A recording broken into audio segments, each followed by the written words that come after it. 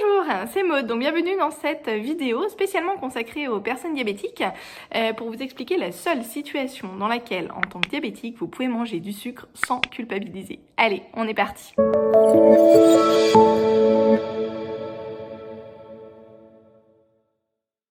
Alors, donc si vous pouvez manger du sucre sans culpabiliser et que vous êtes diabétique, c'est que vous faites une hypoglycémie. Alors, les hypoglycémies, qu'est-ce que c'est? C'est simplement lorsque votre taux de sucre baisse dans le sang et que ça commence à vous donner des symptômes. Vous avez de plus en plus de symptômes en fonction, effectivement, de la baisse de votre glycémie. Donc, vous pouvez avoir simplement des maux de tête, des vertiges, une fatigue, des sueurs, des fourmillements. Voilà, il y a tout un tas de symptômes variables, mais que vous allez connaître petit à petit lorsque vous ferez des hypoglycémies, qui peuvent ensuite évoluer vers petit à petit des troubles de conscience. Plus votre hypoglycémie est importante, plus vous allez développer des troubles de conscience pour aller jusqu'à des troubles de conscience vraiment très importants où vous êtes complètement inconscient. Et donc là, c'est d'autres personnes qui vont vous prendre en charge. Lorsque vous faites une hypoglycémie légère, vous pouvez gérer tout seul votre hypoglycémie et on va voir tout de suite ce que vous pouvez faire et ce que vous devez faire lorsque vous faites une hypoglycémie légère.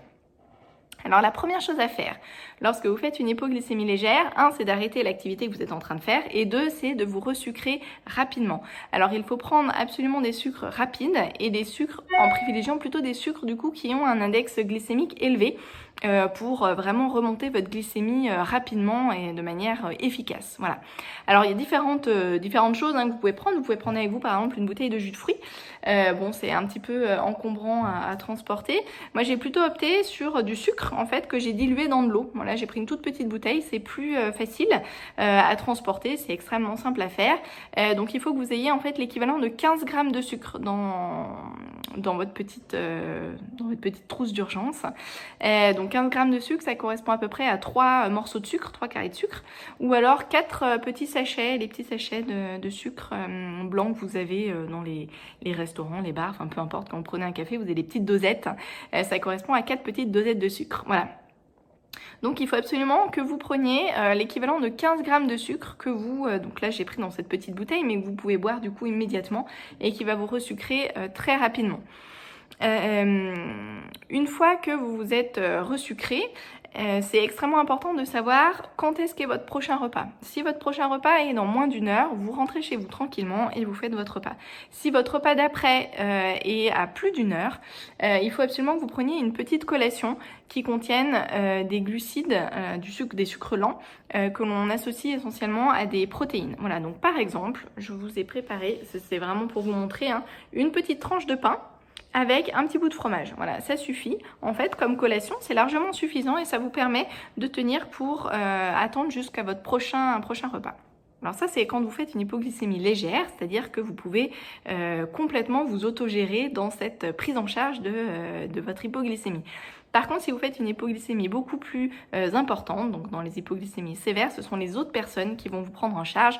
Donc lorsque vous êtes dans cette situation-là, il faut absolument que vous ayez une trousse d'urgence tout le temps sur vous. Voilà, ça peut vous paraître complètement anodin, mais c'est extrêmement important. Non seulement ça peut vous sauver la vie, mais c'est surtout extrêmement utile pour les personnes qui vont vous prendre en charge. Voilà, quand on a en tant que professionnel de santé des personnes qui font des malaises sévères, qui ont des troubles de conscience importants, on a besoin d'avoir tout un tas d'informations.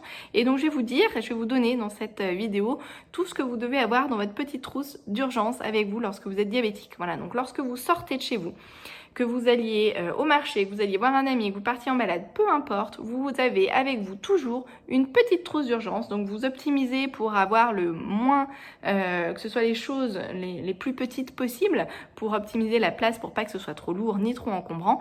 Mais ayez absolument cette trousse d'urgence, c'est extrêmement important. Alors dans cette trousse d'urgence, il faut que vous ayez premièrement, votre petite carte de diabétique. Alors moi, je ne suis pas diabétique, donc ce n'est pas une vraie carte de diabétique. Mais sur cette carte, il faut absolument qu'il y ait bien votre nom, prénom, enfin votre identité, et puis le type de diabète que vous avez.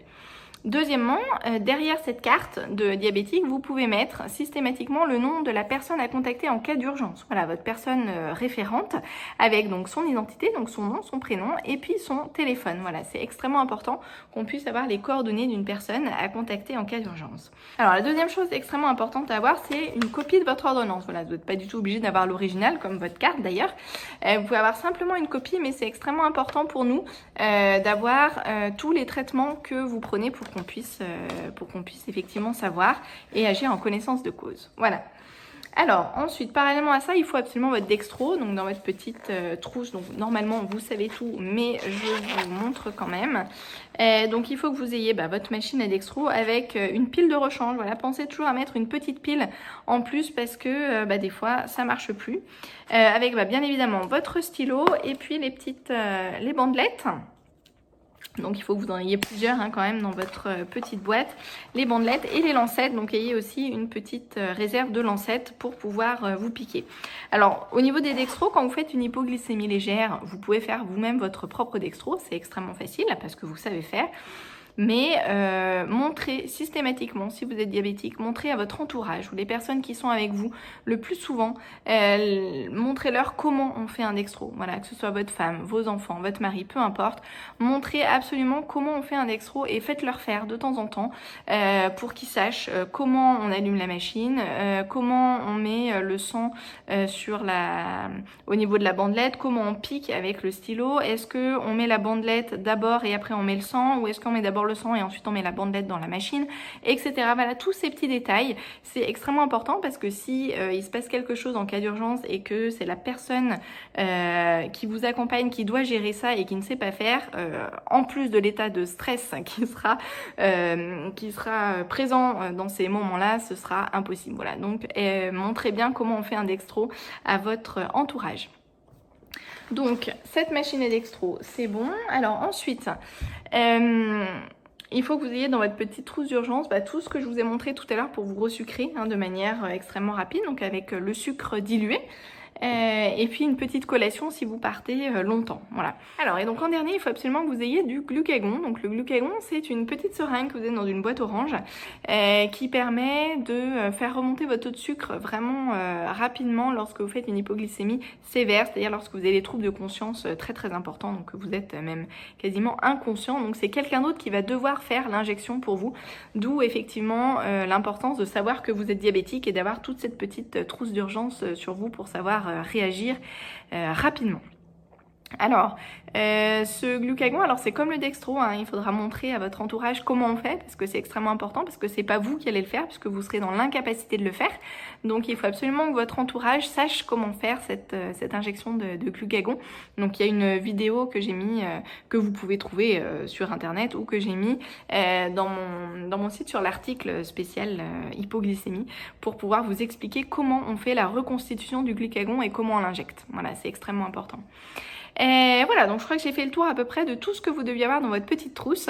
Donc faites le plus petit possible, le plus compact, le plus léger possible pour que ce soit pas trop encombrant pour vous, mais pour que vous puissiez avoir tout ce qu'il faut au cas où il vous arrive une hypoglycémie. Donc c'est souvent sous-estimé, les hypoglycémies. On en fait, en tant que diabétique, vous en faites quand même assez régulièrement, même si c'est des toutes petites hypoglycémies, mais ne prenez pas à légère ces hypoglycémies parce que ça peut vraiment dégénérer, et puis il faut absolument que vous ayez tout ce qu'il faut sur vous. Donc voilà, j'espère que en tout cas cette vidéo vous aura été utile pour pouvoir avoir toute votre petite trousse d'urgence avec vous. Voilà, allez, bon courage, à bientôt.